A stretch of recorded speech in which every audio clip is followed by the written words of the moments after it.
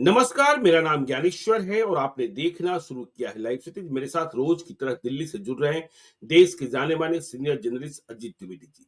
अजीत जी, आज सुबह से ही विभिन्न चैनलों पर आप दिल्ली के चुनाव परिणामों की समीक्षा कर रहे थे। मैं देख रहा था। अब तो देखिए, फाइनली अरविंद केजरीवाल डूब ही गए, मतलब सड़क पर आ गए।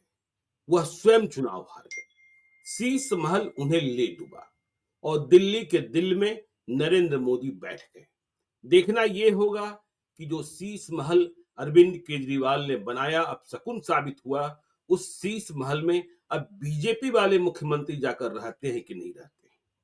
लेकिन हम दिल्ली के चुनाव नतीजों की बात तो करेंगे ही करेंगे, लेकिन इसका असर बिहार में क्या होगा, क्योंकि 2025 में अब चुनाव बिहार में ही बचा है।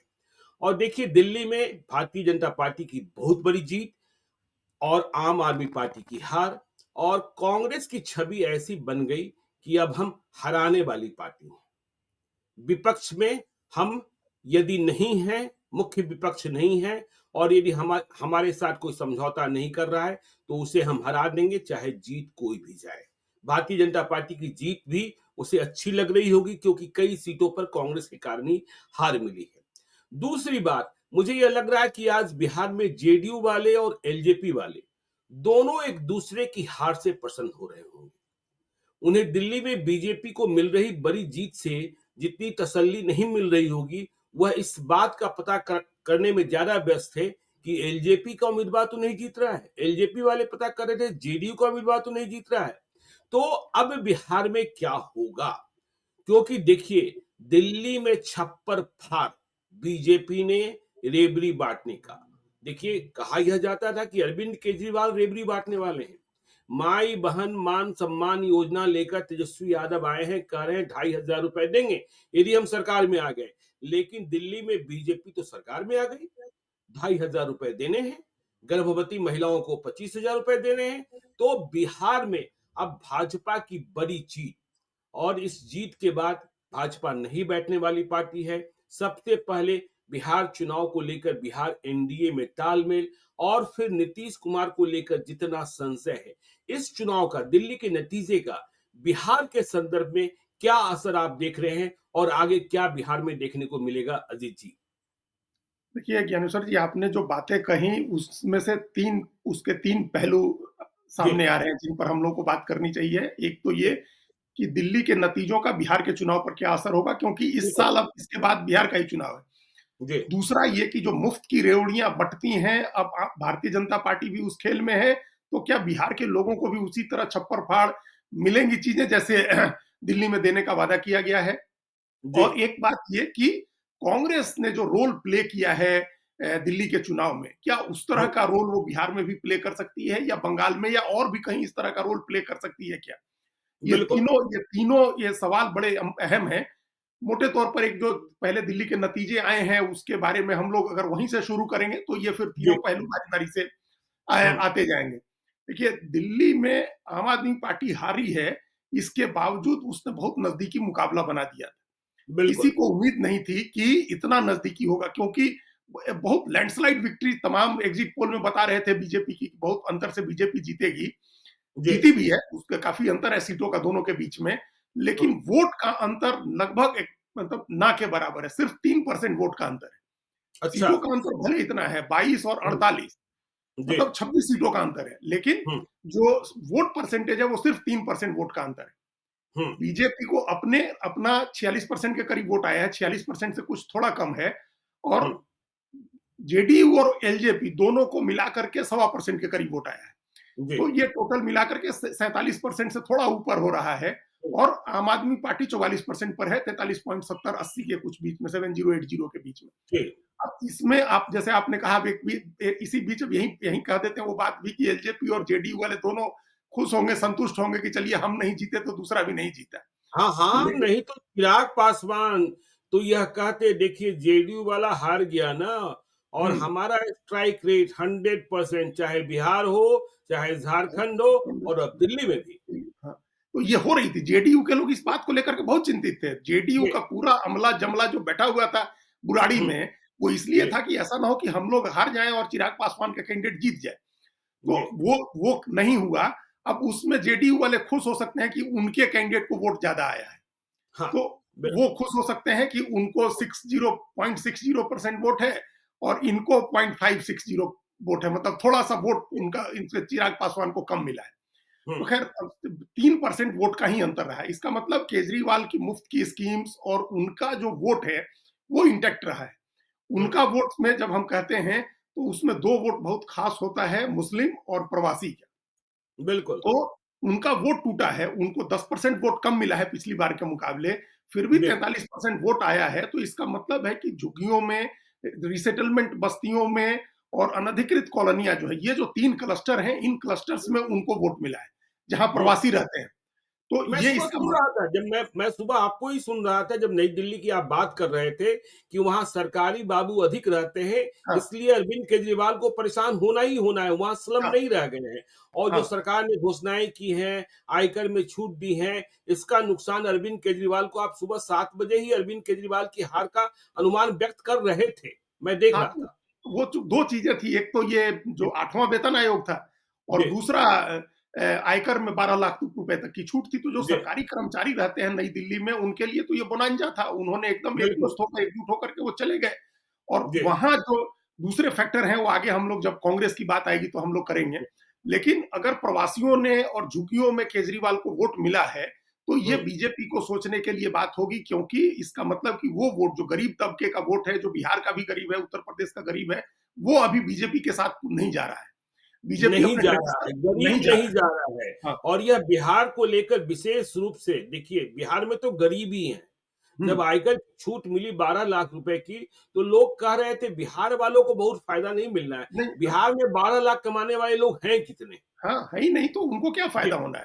जी, तो गरीब का मतलब गरीब में बिहार के भी गरीब हैं, जी, जो बिल्कुल। रिसेटलमेंट कॉलोनीज़ में रहते हैं, जे क्लस्टर्स में रहते हैं, अनधिकृत कॉलोनियों में रहते हैं, अनऑथराइज़्ड जो कॉलोनीज़ हैं, तो वहाँ वोट फिर भी आम आदमी पार्टी को ज़्यादा मिला है।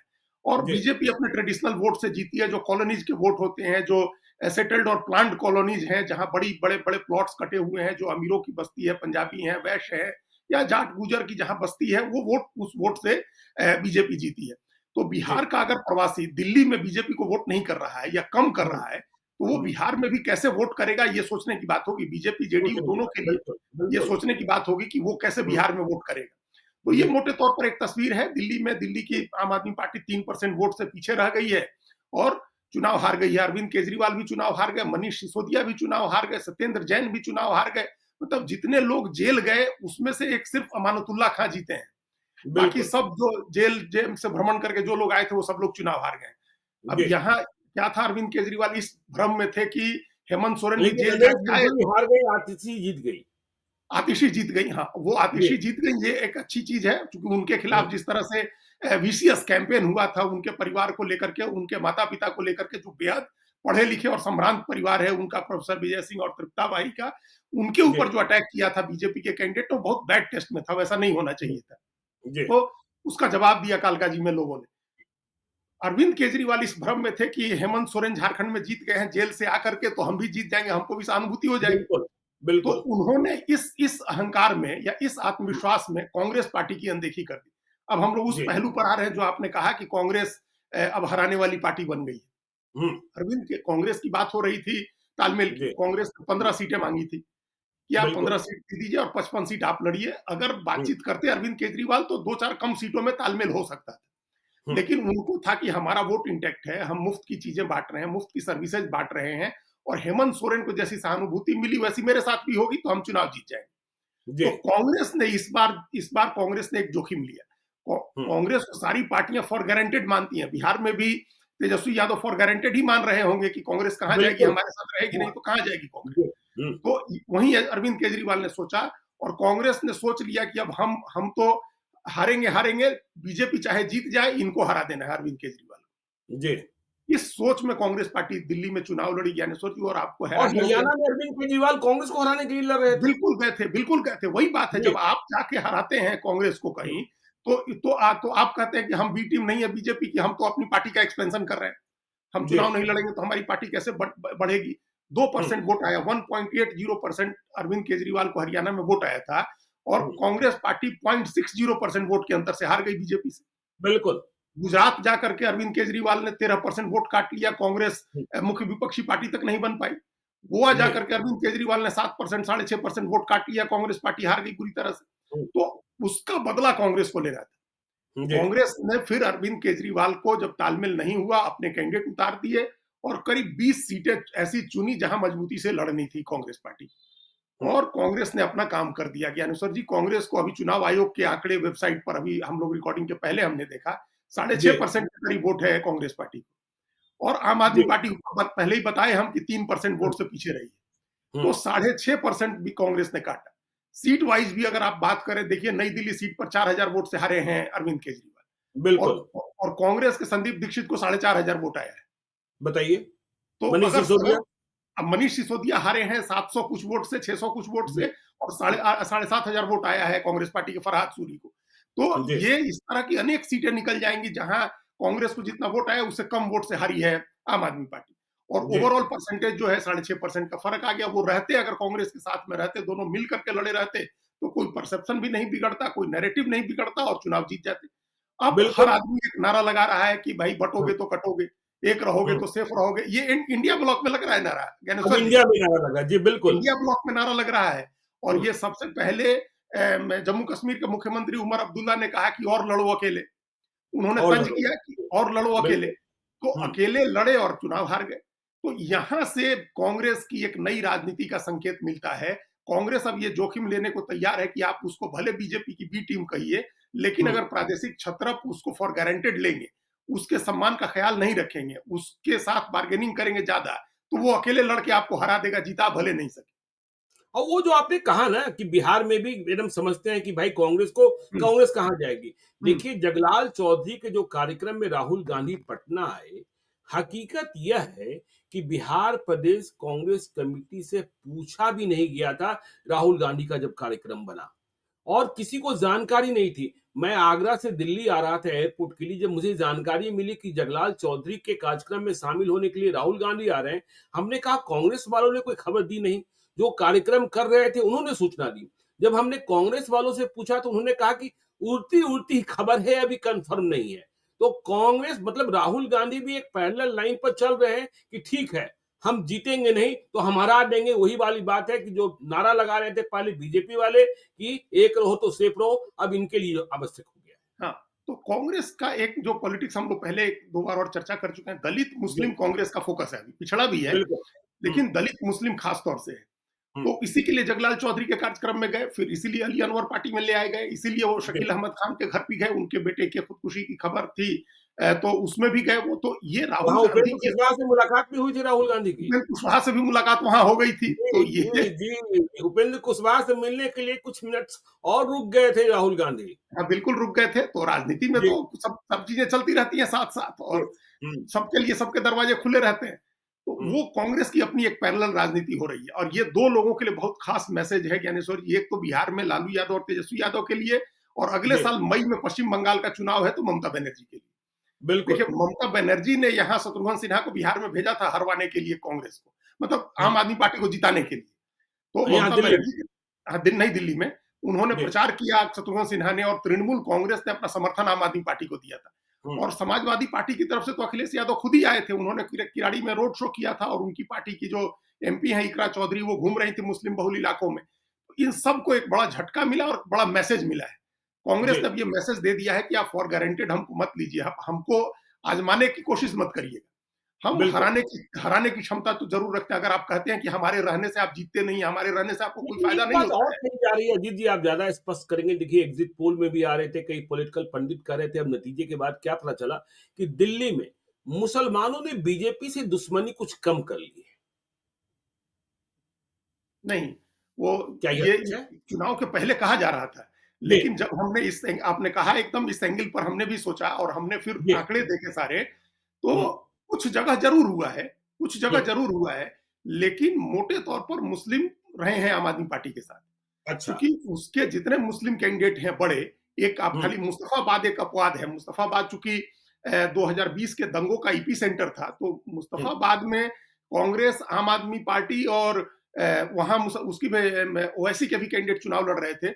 इन तीनों के बीच मुस्लिम वोट बंटने से बीजेपी के मोहन सिंह बिष्ट चुनाव जीत गए मुस्तफाबाद में।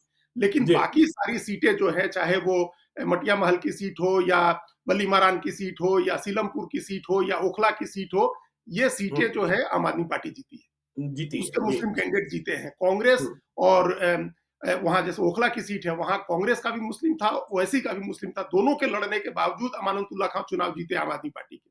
तो बिल्कुल। जी। ये मुसलमान का एक मोटे तौर पर रुझान, जहां हुँ, मुस्लिम बहुल सीटें हैं, जी। लेकिन वही जैसे अब आप कहिए जंगपुरा की सीट है जहां से चुनाव हार गए मनीष मनीष सिसोदिया। सिसोदिया, तो वो हुँ, फरहाद सूरी चुनाव लड़ रहे थे और उनको 7300 वोट आ गया। वहां भी मुस्लिम वोट गया है आम आदमी पार्टी को, हुँ, लेकिन फरहाद सूरी चूंकि एक बैकग्राउंड है उनका, वो ताजदार बाबर के बेटे हैं, उनकी माँ 3 बार एमएलए रही शीला दीक्षित की सरकार के समय, और खुद भी ये मेयर रहे हैं दिल्ली के फरहाद सूरी, तो उनके नाम पर 7000 वोट आए। वो मुस्लिम का वोट था जो तो जिसकी इसका वजह से असर तो आप ये हुआ ना अजीत जी, यदि हम बिहार के संदर्भ में देखें, तो देखिए इंडिया ब्लॉक को, तेजस्वी यादव को, और यदि कांग्रेस साथ में रहती है, तो रणनीति बनाते वक़्त ओवैसी पर भी ध्यान रखना होगा और प्रशांत किशोर के मुसलमान उम्मीदवारों पर भी ध्यान रखना होगा। बिल्कुल ध्यान रखना होगा, क्योंकि मुस्लिम जहां मजबूत कैंडिडेट है, जी। उस मजबूत कैंडिडेट को तो वोट मिला है। हुँ, मजबूत कैंडिडेट को वोट मिला। देखिए, जो दो दंगे के आरोपी जो दोनों मुस्लिम कैंडिडेट थे, जो तिहाड़ जेल से छूट के आए और प्रचार के पैरोल पर, जिनको कस्टडी पैरोल मिली हुई थी, उन जी। लोगों को काफी अच्छी संख्या में वोट मिला, अच्छी मात्रा में वोट मिला है। तो हुँ, वो दोनों ओवैसी की पार्टी के कैंडिडेट थे, ओखला और जी। मुस्तफाबाद में, उनको काफी वोट मिला है। और तो प्रशांत तो कह रहे हैं जहाँ इनके यादव होंगे वहाँ मुसलमान देंगे। हाँ, तो वहां तो जरूर मुसलमान वोट दे देगा। वहां जी। मुसलमान को देने में दिक्कत नहीं है। जैसे हमने कहा कि हुँ, फरहाद सूरी को देने में दिक्कत नहीं हुई, क्योंकि वहां जी। आम आदमी पार्टी का मुस्लिम नहीं था। तो हुँ, फरहाद सूरी को मुसलमान वोट दे दिया। तो वहां जरूर ये इस बात का ध्यान रखना होगा कि अगर मुस्लिम कैंडिडेट, जहां दोनों के मुस्लिम कैंडिडेट हैं, वहां चुनने में दिक्कत नहीं होगी। हुँ, लेकिन जो प्रशांत किशोर की स्ट्रेटजी है कि जहां या मुस्लिम बहुल आबादी है और आरजेडी यादव देती है, हम वहां मुसलमान देंगे। तो हुँ, ये दिल्ली का चुनाव सबक है लालू यादव और तेजस्वी यादव के लिए, कि आप मुसलमान कम्युनिटी को भी, कौम को भी आप फॉर गारंटेड नहीं ले सकते हैं कि वो कहां जाएगा, बिल्कुल। हम ही को वोट देगा। हुँ, कोई आदमी अब बंधुआ रहने को तैयार नहीं है। मतलब जहां जहां उसको दिखेगा कि आपको आपको देने से फायदा, वहां दे देगा, जहां नहीं दिखेगा वहां नहीं भी देगा। आप जी। फॉर गारंटेड मत लीजिए। तो हुँ, कांग्रेस ने एक मैसेज कर दिया, मुस्लिम कम्युनिटी, मुस्लिम कौम का भी एक मैसेज दिल्ली के चुनाव से है कि वो आपके हुँ, साथ रहेगा, आरजेडी के साथ, वहां वहां महागठबंधन के साथ रहेगा, लेकिन उसका अपना कैंडिडेट किसी अगर अच्छी सीट पर अच्छा कैंडिडेट आता है तो वो उसको भी देने में दिक्कत नहीं है। जैसा हम लोगों ने बेलागंज में देखा कि उसको देने में दिक्कत नहीं बेलागंज में हुई। देखा है, बोचहा में देखा है, गोपालगंज में देखा है। हाँ, तो वो वहाँ वहाँ उसके लिए दिक्कत नहीं है। ये जी। दिल्ली का एक मैसेज है। तो कांग्रेस हुँ, को अब फॉर गारंटेड लेने की जरूरत नहीं। कांग्रेस की बार्गेनिंग कैपेसिटी इंडिया ब्लॉक में, जो हुँ, इंडिया ब्लॉक में क्या था, पार्टियां ज्ञानेश्वर जी धकिया रही थी कांग्रेस को कि लीडरशिप इनसे ले लो, ममता बनर्जी को नेता बना दो। सब आदमी कहने लगे थे, सब आदमी दिल्ली में आम आदमी पार्टी को समर्थन करने लगे थे। तो अब वो धकियाने वाली बात नहीं चलेगी। अब आप कांग्रेस हुँ। को इंडिया ब्लॉक में भी हाशिए पर नहीं डाल सकते हैं और स्टेट के अलायंस में भी आप उसको हाशिए पर नहीं डाल सकते हैं। तो आपको तो क्या एक बिहार में कांग्रेस का वजूद जमीनी स्तर पर दिखाई पड़ता है? देखिए ज्ञानेश्वर जी, दिल्ली में तो उससे भी खराब स्थिति थी। जी। पिछली बार 4% वोट आया था, टोटल वोट में हुँ, 4% वोट था 70 सीटों पर लड़के। तो हुँ, अब लोकसभा चुनाव के बाद क्या है कि कांग्रेस का एक रिवाइवल हुआ है। हुँ, आइडियोलॉजी के लेवल पर भी, जो आइडियोलॉजिकली कांग्रेस ने जो स्टैंड लिया है, दलित का, पिछड़े का, मुस्लिम का, जो जी। लगातार जाति गणना की बात राहुल गांधी कर रहे हैं, आरक्षण बढ़ाने की बात कर रहे हैं, मुसलमानों के प्रति, मुसलमानों की धारणा कांग्रेस के प्रति बदली। कर्नाटक चुनाव से जब वहां कर्नाटक में कहा कि जय बजरंग दल को बैन कर देंगे हम आकर के, तो हुँ, उस जब इतना हार्डलाइन कांग्रेस ने लिया है, तो उसका जो सेकुलर वोट है उसके बीच में कांग्रेस की पूछ बढ़ी है, कांग्रेस के प्रति उनका सद्भाव अच्छा। बढ़ा है। जी। और जो हुँ, नाराजगी कांग्रेस के प्रति थी, वो नाराजगी कम हुई। हुँ, मुसलमान ये मानने लगा है कि बीजेपी से लड़ने के लिए कांग्रेस के पीछे ही खड़ा होना होगा, कांग्रेस को ही बिल्कुल। मजबूत करना होगा। ये एक धारणा बनी हुई है, इसलिए हमको हुँ, लगता है। अच्छा, बिहार में तो सरकार में भी आते जाते रहे भाई, हुँ। मैं तो थोड़े ही दिन रहे, 17-17 महीने ही रहे, लेकिन सरकार में भी आए और विधायकों और की संख्या सवर्णों भी में रही। भी एक तबका है जिसको लगता है कि नहीं बीजेपी भी अब सवर्णों की पार्टी नहीं रह गई है, हम्म, वहाँ दूसरों को पिछड़ों की प्राथमिकता पार्टी। अधिक मिल रही है और कांग्रेस पार्टी जो है कम से कम ख्याल रखती है और जब सवर्णों को टिकट देने की बात आती है तो आरजेडी वाले तो कांग्रेस की ओर ही धकेल देते हैं, भैया आप हाँ, समझो। आप समझो। तो इसके जी। पहले तो 90 के दशक में तो ये होता था, या शुरुआती 2000 के दशक में, कि लालू यादव ही कांग्रेस के कैंडिडेट तय करते थे कि कौन सूट जी। करता है आरजेडी को। अब वो हुँ, स्थिति नहीं है। अब जी। कांग्रेस अपना कैंडिडेट भी तय करेगी, कांग्रेस अपने हुँ, हिसाब से सीटों के लिए भी दबाव डालेगी। हालांकि ऐसा हुँ, नहीं है कि अगर मुकेश सहनी को पार्टी में अलायंस में एडजस्ट करना है, तो कांग्रेस अड़ ही जाएगी कि नहीं हम 70 ही लड़ेंगे। आप बिल्कुल। मतलब अगर आप सद्भाव के साथ बातचीत करेंगे तो कांग्रेस अलायंस में है, कांग्रेस अलायंस से हुँ, बाहर नहीं जा रही है। लेकिन आप एकदम गरिमा से नीचे गिर करके आप कांग्रेस 15 सीट दिल्ली में मांग रही है, आप कहेंगे कि 5 सीट देंगे, तब अलायंस नहीं होगा। आप जी, कहिएगा कि हम कांग्रेस 15 मांग रही है, आप कहिएगा कि 10 देंगे, तो हो सकता है कि बातचीत बन जाए। तो बिल्कुल। कांग्रेस को 70 सीट है और आप कहिए कि हम 40 देंगे तो बातचीत नहीं बनेगी। हुँ। लेकिन आप कहिए कि हम 50 देंगे तो हो सकता है कि 2-1 सीट ऊपर नीचे करके बातचीत बन जाए। यही मैसेज होगा। खबर तो ये भी है अजीत जी कि दिल्ली चुनाव वोटिंग जैसे ही खत्म हुई थी 5 तारीख को, 6 तारीख को मुकेश सहनी के पास भी कहीं न कहीं से संदेशा पहुँचा है, आपका ध्यान हम आपका ध्यान है, बहुत आगे मत बढ़िएगा। हाँ, तो ये तो अब देखिए, अब हम बीजेपी भी अपनी तैयारी में लग गई अगले साल, अगले जी, दिल्ली चुनाव के बिल्कुल। लिए, और हुँ, कांग्रेस अपनी तैयारी में लगी ही है। हुँ, तो हुँ। हर आदमी, कांग्रेस, बीजेपी जो बड़ी पार्टी है, उनका बिहार में दिखता नहीं है कि कांग्रेस जैसे पार्टी का बहुत स्टेक पर है, लेकिन बीजेपी का तो जी, बहुत कुछ स्टेक पर लगा हुआ है। बिल्कुल, और बिल्कुल। बीजेपी तो ये चाहेगी कि अगर वो अकेले बहुत ज्यादा सीटें नहीं लड़ रही है, हुँ, तो हुँ, जो नॉन जेडीयू पार्टियां हैं, जो अलायंस पार्टनर हैं, वो थोड़े बढ़ जाएं और वो ज्यादा हुँ। सीट लड़े, ताकि उनका ज्यादा जीतेगा तो उसको अपने साथ लेने में आसानी होगी। तो जी, बीजेपी का अपना ये भी एक स्ट्रेटजी बीजेपी की होगी।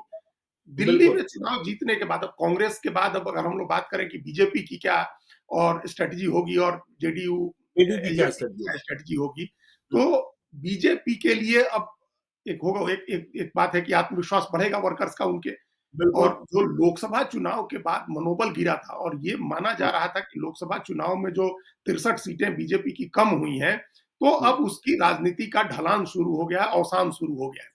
जी, उस धारणा को बदलने में बीजेपी के लिए पहले हरियाणा का नतीजा, फिर महाराष्ट्र का नतीजा और अब दिल्ली का नतीजा निर्णायक होगा। बिल्कुल। दिल्ली का मैसेज पूरे देश में जाता है, दिल्ली के काम का मैसेज भी पूरे देश में जाता है। जी, अरविंद केजरीवाल जो इतनी तेजी से देश भर में फैले और राष्ट्रीय पार्टी बन गए इतने हुँ, कम समय में, उसके पीछे यही कारण था कि वो दिल्ली में जो कुछ करते थे उसका प्रचार ज्यादा करते थे। तो ये बिल्कुल। काम भारतीय जनता पार्टी भी करेगी, क्योंकि दिल्ली हुँ, में आज जो करेंगे आप, दिल्ली में भारतीय जनता पार्टी, मान लीजिए कि अ, मार्च में प्रधानमंत्री ने कहा है कि 8 मार्च को हम महिलाओं के खाते में 2,500 रुपए डालेंगे। जी, 8 फरवरी को आप हमको जिताइए, और 8 हुँ। मार्च को महिला दिवस है, उस महिला दिवस के दिन महिलाओं के खाते में 2,500 रुपए आएंगे। अब सोचिए अब आप बिहार वाले इंतज़ार करेंगे करेंगे बिहार वाले इंतजार, देखिए और 14 मार्च को होली है। दिल्ली की महिलाएँ कम से कम बिहार की महिलाओं से तो ज़्यादा समृद्ध हैं और फिर हाँ, वही सवाल पैदा होगा 5 करोड़ महिलाएँ, ₹2,500 महीना, ₹30,000 साल का, 1.5 लाख करोड़ रुपए कहाँ से आएँगे? देखिए दिल्ली में कह देना, झारखंड में कह देना, गोवा और मणिपुर में कह देना आसान, लेकिन बिहार वाले पूछेंगे दिल्ली की महिलाएँ जो हमसे ज़्यादा समृद्ध हैं, उन्हें ₹2,500 दे रहे हो, तो मैं तो गरीब हूँ, मुझे कब दोगे? हाँ, तो ये बिहार की महिलाओं को 1,500 रुपए मिलेंगे, ये ऐसा जी, हमको अंदाजा है, कहीं से ऐसा संकेत भी है। बिल्कुल। तो कि वो होगी, लेकिन अब आप इसका मैसेज देखिए नाइंसाफ़ी कितना होगी ना दीदी, नाइंसाफ़ी होगी ना दिल्ली वालों को 2,500 और बिहार वालों को 1,500। नहीं, वो जैसे महाराष्ट्र में भी दे रहे हैं, तो मैं 2,500 दे रहे हैं, 2,100 दे रहे हैं। कई जगह जैसे जी, मध्य प्रदेश में 1,250 रुपए ही दे रहे हैं। तो जो जी, आर्थिक रूप से पिछड़ा है, जहाँ के खर्चे कम हैं, हुँ, वहाँ थोड़ा कम कर देंगे। ये तो हुँ, हो ही सकता है, ये तो हो ही हुँ। सकता है। तो मतलब अगर 2,500 रुपए ट्रांसफर होते हैं ज्ञानेश्वर जी 8 8 मार्च मार्च को। को, और हुँ, 14 मार्च को होली है, दिल्ली हुँ, की महिलाएँ तो बिहार जाएँगी ना, दिल्ली के लोग तो लौटेंगे होली के लिए बिहार, और बिल्कुल, वो बिल्कुल। बताएँगे कि क्या बदल रहा है दिल्ली में हुँ, और क्या चीज़ें आ रही हैं। पैसे अगर मिल जाते हैं, तो उसकी चर्चा घर-घर होगी बिहार में। जी। और इसलिए हमने कहा कि दिल्ली में आप जो भी करते हैं, उसका मैसेज पूरे देश में जाता है, क्योंकि पूरे देश के लोग यहाँ रहते हैं, सब अपने यहाँ जाते हैं, भाई, मैसेज लेके जाते हैं। आप जब आते हैं चंपारण तो बताते हैं ना कि दिल्ली में क्या है। मैं जब बिल्कुल, लौटता हूँ दिल्ली से तो बताता हूँ ना कि देखो दिल्ली ऐसे बदल बिल्कुल। रहा है, हम कब बदलेंगे। आज हाँ, ही मैं पटना को पढ़ रहा था, 1940 में पटना का एयरपोर्ट बना, 1950 में काठमांडू के लिए उड़ान भरता था। उस ज़माने में इंटरनेशनल एयरपोर्ट था। लोग कहेंगे पटना आगे बढ़ गया। अरे हमारे यहाँ से कोई भी अंतर्राष्ट्रीय उड़ान नहीं है। कहाँ बढ़ गया रे भाई? नहीं, बिहार नहीं आगे बढ़ रहा है, बिहार तो अब उसी तरह का वही है, जिस जी, मंथर गति कछुए की रफ्तार से हम लोग धीरे-धीरे आगे बढ़ रहे हैं। और बिल्कुल। बिहार की गंदगी, अभी एक किताब जो है पढ़नी चाहिए आपको भी, अमिताभ कुमार एक बिहार के बड़े लेखक हैं, अमेरिका में रहते हैं। हाँ, हाँ, और अभी मैं उनका इंटरव्यू सुन रहा था। जी, हाँ, तो उन्होंने एक किताब लिखी है, मैटर ऑफ रैट्स, और वो अच्छा, एक स्मॉल बायोग्राफी ऑफ पटना है। उसमें हम अच्छा। पहली बार जब हम वो किताब पढ़े, तो हम पहली बार जाने कि हॉलीवुड के महान एक्टर मर्लन ब्रांडो पटना आए थे एक समय। अच्छा, गॉडफादर मैंने जिन्होंने गॉडफादर हुँ, जिनकी फ़िल्म में गॉडफादर का जिन्होंने रोल किया था डॉन विटो हुँ, कॉर्लियोनी का, वो मार्लन जी, ब्रांडो और लेट 50s में पटना आए थे।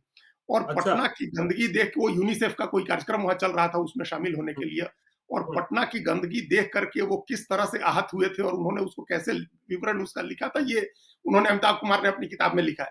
तो वैसी ही अच्छा। गंदगी जो 57 में मार्लन ब्रांडो ने देखी थी उससे अलग कुछ नहीं हुआ है अभी पटना में वैसी हाँ, गंदगी आपको बिल्कुल नहीं चारों हुआ, तरफ बिल्कुल नहीं हुआ, बिल्कुल नहीं हुआ।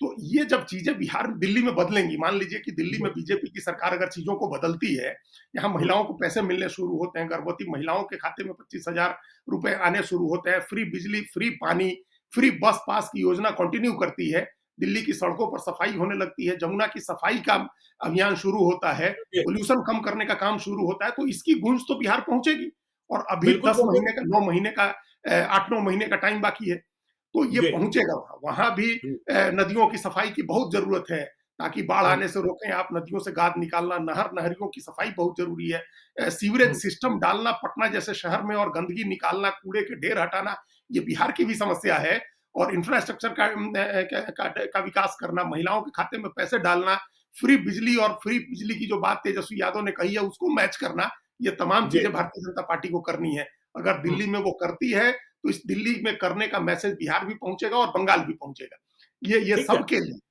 बिल्कुल, लेकिन दिल्ली की जीत का मैसेज जेडीयू के लिए क्या है?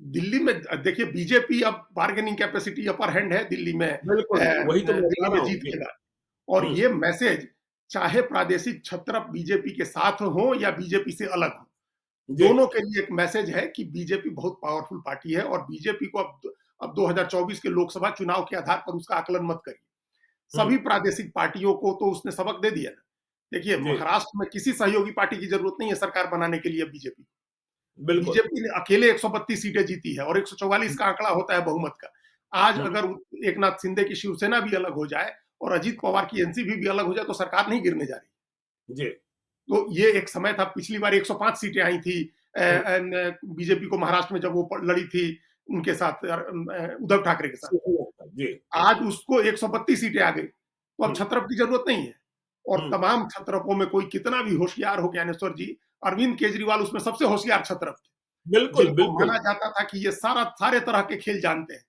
जी, इमोशनली भी पॉलिटिकली भी एक आईआरएस अधिकारी रहे तो उस नाते भी प्रशासनिक भी सब चीजें जानते हैं जब बीजेपी ने उनको इस बुरी तरह से हरा दिया दिल्ली में उनको खुद को हरा दिया तो बाकी छत्रपों को तो समझ नहीं होगा ना कि बीजेपी के साथ कैसे डील करें और हमारे मुख्यमंत्री जी की सेहत भी ठीक नहीं रह रही है, यह हमारे भी चिंता की मुख्यमंत्री बात जी बिल्कुल हमारे मुख्यमंत्री जी अब पता नहीं सोचने विचारने की कितनी क्षमता में है वो तो जी। उनके साथ और भी दिक्कत हो जाएगी ये सभी छत्रपों देखिए, के लिए मैसेज मुझे आश्चर्य हो रहा है कि देखिए रोज़गार, नौकरी जो नारा लग रहा है, रोज़गार मतलब नीतीश कुमार। आज भी 2 कार्यक्रम थे, 2 जैकेट विज्ञापन थे और किसी कार्यक्रम में मीडिया वालों की एंट्री नहीं थी। मतलब अब नीतीश कुमार बोलते नहीं हैं और इसलिए ही रोका जा रहा है ना कि वो नीतीश कुमार के शारीरिक भाव-भंगिमा को ना पढ़ लें। तो हम्म यह एक गंभीर चुनौती है और किस तरीके से उड़ीसा जीत लिया बीजेपी ने, यह भी समझना ही होगा ना। हाँ, देखिए उड़ीसा जीत लिया जब सबसे जी, मतलब सबसे सम्मानित छत्रप जिनके जिनके जी, लिए कहा जा रहा था कि सबसे ज़्यादा काम किया उन्होंने उड़ीसा की तस्वीर हुँ, बदली, वो नवीन पटनायक बिहार गए।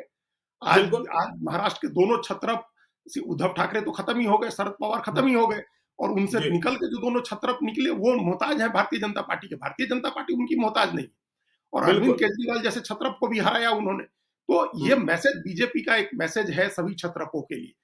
जेडीयू को बड़ी सावधानी के साथ अब ट्रेड करना होगा भारतीय जनता पार्टी के साथ क्योंकि बिल्कुल, भारतीय हम लोग पहले चर्चा कर चुके हैं भाजपा एकदम इस रास्ते पर है कि किस तरह से किस समय चुनाव कराएं कि जेडीयू को कम से कम सीटें देनी पड़े ताकि बिल्कुल, चुनाव के बाद ऐसी स्थिति बने कि बीजेपी का मुख्यमंत्री बने तो जी, बिहार का चुनाव बीजेपी तो अब इस उम्मीद से लड़ेगी कि हमारा मुख्यमंत्री बने देखिए हुँ, ज्ञानेश्वर जी 27 साल के बाद दिल्ली में बीजेपी का मुख्यमंत्री बनना मामूली बात नहीं है ये दो बहुत चीजों बड़ी को बात होगी हाँ और बिहार में पहली बार हाँ, देखिए दिल्ली में तो 27 साल के बाद और बिहार में पहली बार यदि देखिए प्रयोग सफल हो जाता है तो। हाँ, वही लेकिन 2 बातें जो आपने उड़ीसा का ध्यान दिलाया वो भी बहुत जी, इम्पोर्टेंट है कि उड़ीसा में पहली बार बीजेपी का सीएम बना है। जी, जहाँ आज तक नहीं बना था, हुँ, वहाँ भी बीजेपी ने अपना मुख्यमंत्री बनाया उड़ीसा में। दिल्ली में हुँ, 27 साल के बाद उसका मुख्यमंत्री बना है। तो अब बिहार में उसकी कोशिश होगी कि हम अपना हमारा मुख्यमंत्री बने। तो जी, जेडीयू को बहुत होशियारी से, बहुत सावधानी से ट्रेड करना होगा बीजेपी हुँ, के साथ। अगर चुनाव नवंबर तक जाता है, जो हम बार-बार कह रहे हैं, तो फिर एनडीए के लिए बहुत चीज़ें आसान नहीं रहेंगी, आपस में भी और बाहर भी। हुँ, आपस में बिल्कुल, भी सीटों का बँटवारा, तब उस समय तक नीतीश कुमार की सेहत क्या रहती है, बीजेपी क्या माहौल बनाती है दिल्ली के बाद वहाँ, और आरजेडी को जितना समय मिल रहा है उसका इस्तेमाल वो कैसे करती है। देखिए, जब जब जब चुनाव समय पर होते हैं, तो एंटी इनकम्बेंसी पीक पर होती है। जी, आम जनता मन में ये बिठाए रहती है कि अब की चुनाव में आएँगे वोट माँगने तो हम हिसाब माँगेंगे। तो हुँ, एंटी इनकम्बेंसी का ये मतलब नहीं कि खाली नीतीश कुमार के खिलाफ, लोकल एंटी जी, इनकम्बेंसी भी होगी, आपके एमपी, हुँ, एमएलए लगातार जीत रहे हैं। आप बिल्कुल, लगातार एमपी एमएलए सब एनडीए के ज्यादातर जीत रहे हैं, तो उनके हुँ, खिलाफ भी होगी, तो उससे कैसे पार पाएंगे? उसमें ये ज्यादा चिंता, बीजेपी से ज्यादा चिंता चिंता जेडीयू को है, क्योंकि जेडीयू के साथ रहते हुए बीजेपी उसका वोट तो ले लेती है। जी, बीजेपी का वोट जेडीयू को कैसे जाएगा, जेडीयू कैसे मैसेज बनवा पाएगी कि नीतीश कुमार ही मुख्यमंत्री बनेंगे, या वो अभी पूरी तरह से फिट हैं बिहार का नेतृत्व करने के लिए, ये सब चुनौतियां जेडीयू के सामने ज्यादा होंगी, बीजेपी के बिल्कुल, सामने फिर भी कम होंगी। हुँ, क्योंकि बीजेपी तो अब एकदम विनिंग स्ट्रीक पर है ना, अब उसका अपवर्ड स्विंग्स है, उसका वोट ऊपर जा रहा है, उसका ग्राफ ऊपर जा रहा है, जो लोकसभा चुनाव में गिरा था। हुँ, उसका समीकरण ठीक से काम कर रहा है, उसका जो माइक्रो मैनेजमेंट है वो ठीक तरह से काम कर रहा है। तो ये उसको बिहार में आजमाना, बिहार की परीक्षा, बिहार एक बड़ी गुत्थी है, आज तक बीजेपी सुलझा नहीं और पाई देखिए है। कल ही एक तस्वीर आपने देखा कि प्रधानमंत्री के साथ बिहार के सांसद थे, हम लोगों ने कल भी चर्चा की थी, लेकिन 2 चेहरे गायब थे, जीतन राम मांझी और उपेंद्र कुशवाहा और हाँ, इसे लेकर इतनी सियासत हो गई, लेकिन मेरी एक समझ अब भी है कि देखिए वे किसी कारण वहाँ उपस्थित नहीं होंगे। नहीं तो मोदी को कोई इग्नोर कर दे, कोई सहयोगी दल, इतनी ताकत तो न जीतन राम मांझी में है और न उपेंद्र कुशवाहा में है कि उन्हें बुलाया जाए और मौजूद हो और वहाँ न रहें। और यदि नहीं, मोदी को ही इग्नोर कर देंगे तो फिर बचेगा क्या? नहीं, फिर तो कुछ नहीं बचेगा, फिर तो वो अपनी जी, सारी बार्गेनिंग कैपेसिटी गँवा देंगे ना। मोदी को इग्नोर बिल्कुल। करके नीतीश कुमार भी अपनी पार्टी में नहीं एडजस्ट कर सकते हैं उनको, अपने बिल्कुल, गठबंधन में नहीं बिल्कुल। एडजस्ट कर सकते हैं। हुँ, तो वो नहीं, वो उन्होंने सूचना पहले दे दी होगी कि हम किस हुँ, कारण से नहीं आ रहे हैं या क्या वजह है। और जी, 2 चेहरे जो प्रमुख थे, वो भी ध्यान देने की बात है कि मतलब स्वागत हुँ, करने वाले 2 चेहरों में ललन सिंह और चिराग पासवान थे। चिराग तो पासवान, जी, सहयोगी पार्टियों को पर्याप्त जगह मिली, और आज एक टिडबिट्स का कॉलम छपता है इंडियन एक्सप्रेस में, डेली कॉन्फिडेंशियल, उसमें एक आइटम छपा हुआ है कि जी, ललन सिंह ने ये इंश्योर कराया कि ये जो स्वामित्व योजना है प्रधानमंत्री की, उस योजना से रिलेटेड एक कॉफी टेबल बुक बने, और रिकॉर्ड समय में वो कॉफी टेबल बुक बन करके तैयार हुई, जो वहां भेंट की गई प्रधानमंत्री को।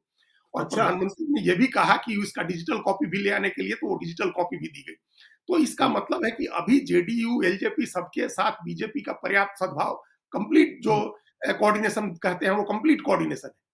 लेकिन बिल्कुल, बीजेपी का तो बीजेपी है, बीजेपी का अपना इंटरेस्ट सबसे ऊपर होता है कि उसको हुँ, बिहार में मुख्यमंत्री बनाना है। बस, अब इसको इसको बीजेपी कैसे आगे करती है और सहयोगी पार्टियां कैसे डील करती हैं, ये देखने वाली बात होगी। चलिए तो ये देखने वाली बात होगी दिल्ली चुनाव के नतीजे आ गए हैं, अब बिहार की बारी है और बीजेपी का सपना तो है कि मुख्यमंत्री मेरा अपना हो, तो अपना कैसे होगा और तेजस्वी यादव से कितनी बड़ी चुनौती मिलेगी, आगे आने वाले दिनों में यह चर्चा जारी रहेगी, आप देखते रहिए लाइव सीरीज को। यदि अब तक आपने हमारे यूट्यूब चैनल लाइव सीरीज को सब्सक्राइब नहीं किया है तो जरूर कर लीजिएगा और यदि इस वीडियो को आप फेसबुक पेज के माध्यम से देखें तो पेज को लाइक कीजिएगा, हैंडल एक्स पर भी हमें फॉलो कीजिए। धन्यवाद।